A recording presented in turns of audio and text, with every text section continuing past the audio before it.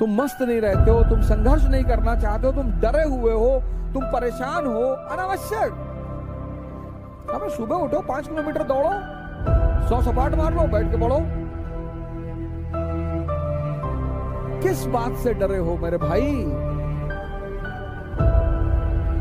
राम को संघर्ष करना पड़ा, कृष्ण को करना पड़ा, मोहम्मद को करना पड़ा, जीसस को करना पड़ा, बुद्ध को करना पड़ा, महावीर को करना पड़ा, किसको नहीं करना पड़ा? और तुम बिना संघर्ष के राजा बनना चाहते हो? संभव ही नहीं है, संभव ही नहीं है, संभव ही नहीं है,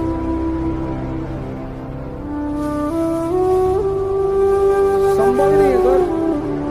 पहली बार मैं सेमिनार लेने गया था आईएएस का दिल्ली। दोस्तों, आज हम उस आदमी के बारे में बताने जा रहे हैं। यूपीएससी की दुनिया में उनको ओझा सर बोलते हैं, और इंटरनेट की दुनिया में उनको हिस्ट्री का ऋतिक रोशन बोलते हैं, जो पढ़ाते कम है और वायरल ज्यादा होता है। हाँ, ये ओझा सर है जिन्हें मोटिवेशन मशीन भी बोला जाता है। जैसे विराट कोहली को रन मशीन बोलते थे, उसी तरीके से इंटरनेट की दुनिया में बादशाह कायमत किए इन्होंने, जिन्हें मोटिवेशन मशीन बोलते हैं। और ये हिस्ट्री पढ़ाते हैं पर वायरल खुद हो जाते हैं। टीचर है जो पढ़ाते वक्त कहानी सुना देते हैं, और कहानी सुनाते वक्त मोटिवेशन पिला देते हैं। तो आइए आज आपको लेके चलते हैं 1984 में उत्तर प्रदेश के गोंडा जिला में। चाय से ज्यादा पॉलिटिक्स पे बच्चे ज्यादा चर्चा करते हैं, और वही से ही निकलता है एक लड़का अवध ओझा, जो आगे चल के यूपीएससी के एस्पिरेंट के लिए मोटिवेशनल गुरु बन जाते हैं। गोंडा जिला उत्तर प्रदेश का वो जिला है जहाँ के बच्चे दबंगई और गुंडाई में विश्वास रखते हैं, और होंगे भी क्यों ना, क्योंकि उनके गुरु ही अवध ओझा है। जो इनका डायलॉग भी है कि अवध ओझा से बदतमीजी मत करना वरना टुकड़े टुकड़े में जाओगे। यही था ना डायलॉग वही था। काफी फेमस रील्स भी बना उसका, काफी चर्चित में रहे हो। और वो बोले थे कि ये तो हमारा पेशा कुछ और है, हम तो एक्सीडेंटल टीचर है। हाँ, आदमी एक्सीडेंटल रहे। एक तो हमारे प्राइम मिनिस्टर थे मनमोहन सिंह, और एक हिस्ट्री के टीचर अवध ओझा, जो खुद को एक्सीडेंटल सर बताते हैं। बच्चे कार्टून देखते थे, उसी समय अवध ओझा की ही रुचि हिस्ट्री में थी, और वो टीचर से ज्यादा अच्छा कहानी सुनाते थे मुगल एम्पायर के बारे में और अशोका सम्राट के बारे में। उनका एक किस्सा भी याद आता है। जब इनिशियल डे में अवध ओझा दिल्ली गए हुए थे उनके दोस्त के पास, उनका दोस्त का कोचिंग था, तो उधर हिस्ट्री सर अवेलेबल थे नहीं। तो अवध ओझा ने बोला कि हम पढ़ा देते हैं, तो उनके दोस्त बोला अरे आप रहने दो अवध। तो अवध बोले कि हम 1-2 दिन ट्राई करते हैं, तो तब तक आप हिस्ट्री का टीचर देख लीजिएगा। तो हिस्ट्री का टीचर मिला, पर बच्चों का कहना था नहीं हमें ओझा सर से ही सीखना, कि ओझा सर ने एक ऐसे इन्फ्लुएंसर थे उनको सिखा दिया था कि उनका डिमांड वही था कि हमें ओझा सर ही चाहिए, और उसी से ओझा सर की पहली सफलता की सीढ़ी चालू हो गई। तो तुमसे जीवन में कोई पूछे तुमने अवध ओझा से क्या पढ़ा, तो पढ़ा तो कुछ नहीं, सीखा ये अभी तो कहते हैं ना वो ये पढ़ाता ही नहीं, क्या पढ़ाए, तुम पढ़ा के क्या बिगाड़ लिए। मेरे कोलीग एक बार हमसे कहा यार तुम पढ़ाते नहीं हो। हमने कहा जितने लड़कों को पढ़ाए हो बुला लो उनको, 5 सवाल पूछेंगे, अगर वो 5 में से 3 बता दिए तो मैं पढ़ाना छोड़ दूंगा, और नहीं तो तुम छोड़ देना। पर इतना आसान नहीं था, क्योंकि गोंडा जिला उस समय उत्तर प्रदेश का बहुत छोटा सा जिला था, और उस समय वो मिडिल क्लास फैमिली में, जहाँ पैसे ज्यादा नहीं थे, रिसोर्सेज बहुत कम थे, जॉब की रिस्पॉन्सिबिलिटी थी, फाइनेंशियल इश्यूज थे। तो ये सब के कारण वहां से उभर कर दिल्ली के बहुत बड़े टीचर के रूप में बनना वो इतना आसान सफर नहीं था, जितना और हंस कर टाल कर बता देते हैं। और इसी पर एक बड़े शायर ने भी क्या खूब लिखा है, क्या गम है जो छुपा रहे हो, इतना क्यों मुस्कुरा रहे हो। तो यही अवध ओझा पर झलकाता है कि वो काफी मिडिल क्लास फैमिली से थे, जैसे मैंने बोला रिसोर्स कम थे। तो यही आपको उन्होंने मोटिवेशन में कन्वर्ट किया, और वही मोटिवेशन वो बच्चों के सामने प्रस्तुत करके काफी इंस्पिरेशनल टीचर बन गए। डरो मत, बड़े बड़े सपने पालो, पैसा नहीं है जेब में, हवाई जहाज खरीदो, मोमेंटम बना रहेगा। तुम जो सोचते हो ना वैसे हार्मोन रिलीज होते हैं।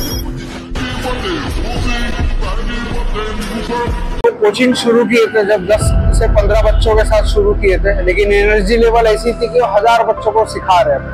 और उस पढ़े न जाई पढ़ाई कोचिंग क्लास करे के, काहे न जाइबे का भइल बा। पढ़े न जाई पढ़ाई कोचिंग क्लास करे के, माई रे चुमा मांगे मास्टरवा मैट्रिक पास करे के। फाइनेंशियल इश्यूज थे, जॉब इनसिक्योरिटीज थी और एक फैमिली प्रेशर जो बर्डन क्रिएट होता है 20-21 साल की उम्र में, वो था उनके ऊपर से जब वो यूपीएससी फेल हो गए थे तो वो एक प्रेशर फैमिली पर, क्योंकि मिडिल क्लास फैमिली वो एक इन्वेस्टमेंट लगाते तो काफी सोचते हैं कि हमारा बच्चा कुछ बन जाए, वो नहीं हो पाया था और के टाइम पे, तो उन पर एक बर्डन था फैमिली। चोरी वोरी करते थे पहले, तो काम ही नहीं था, दिमाग सही जगह लग नहीं रहा था, रिजल्ट आ ही नहीं रहा था। रात में किसी का आलू खोद रहा है गांव में, तो सुबह गाली दे रहा है, ये भी तो चोरी ही है। किसी की रात में भैंस खोल के बेच शहर में, वो कह रहा कि यज्ञ कराने जा रहा हूं, जिसने चुराया है उसका सर पब्लिकली फटेगा इससे।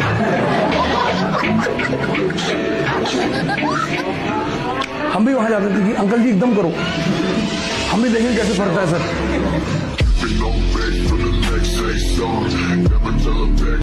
उनका गोल्डन समय 2021 में चालू हुआ जब कोरोना का समय था, जब लोग यूट्यूब पे ज्यादा एक्टिव थे और उसी समय वो मोटिवेशनल गुरु और टीचर के रूप में उभर कर रहा है। उनका एक एक डायलॉग रील और मोटिवेशनल डोज की तरह बन गया। आज अवध ओझा के मिलियंस फॉलोवर है ऑनलाइन प्लेटफॉर्म पे, ऑफलाइन प्लेटफॉर्म पे, उनका काफी नाम है और हिंदी मीडियम स्टूडेंट के लिए वो तो अलग ही होप है।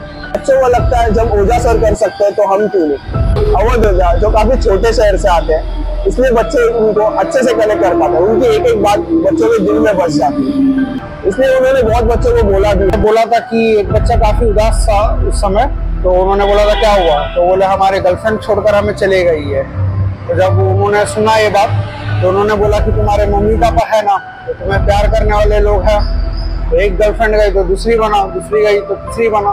तो इस तरीके से वो एग्जाम्पल देकर बच्चों को प्रेरित करते थे, क्योंकि जो 18 से 20-21 का समय है वहाँ बच्चे भटक जाते हैं, थोड़ा लड़की की तरफ जाते हैं। तो उस समय अवध ओझा सर काफी अच्छे से मैनेज करते थे और इसीलिए बच्चे काफी कनेक्ट और सहज महसूस करते थे उनसे टीचिंग लेने में। समय को साधे, 3 जगह जाओ, मंदिर जाओ साधना करने, जिम जाओ शरीर बनाने और लाइब्रेरी जाओ पढ़ने, बाकी समय किसी को मत दो। कोई तुमसे पूछा गोवा चलोगे, तुमने कहा पैसा नहीं है, अरे बता हम खर्चा कर रहे हैं, चलो। अब तुम्हारे मन में क्या चल रहा है, पैसा इनका खर्चा होगा और तुम्हारा समय जा रहा है। समय, जो लोग समय और श्वास को कीमती नहीं मानते वो मजदूर होते हैं।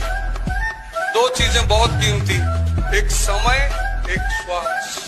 मंत्र भी है कि शक्ति पैदा करो, पूरी दुनिया तुम्हारे कदमों में होगी। और उनके क्लास में सब्जेक्ट से कम जिंदगी समझ में आती है दोस्तों।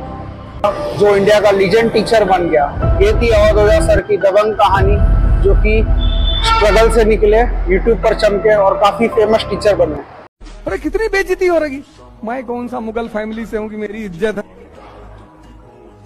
इज्जत भिखमंगों की होती है, गरीबों की। गरीब आदमी क्या कहता है, भैया पैसा नहीं कमाएं लेकिन इज्जत बहुत कमाएं। लुंगी के नीचे कच्छा नहीं पहने हो। क्लाइंट के साथ हम इस कहानी का अंत करेंगे और बने रहिएगा हमारे साथ अगले सेशन में। The man who turned history into cinema, from Gonda to global flame, this is the real story of Awadh Ojha. इतने टुकड़े में उठ के जाओगे, अवध ओझा से बदतमीजी मत करना। हम तो शौकिया टीचर है, पेशा तो कुछ और है हमारा।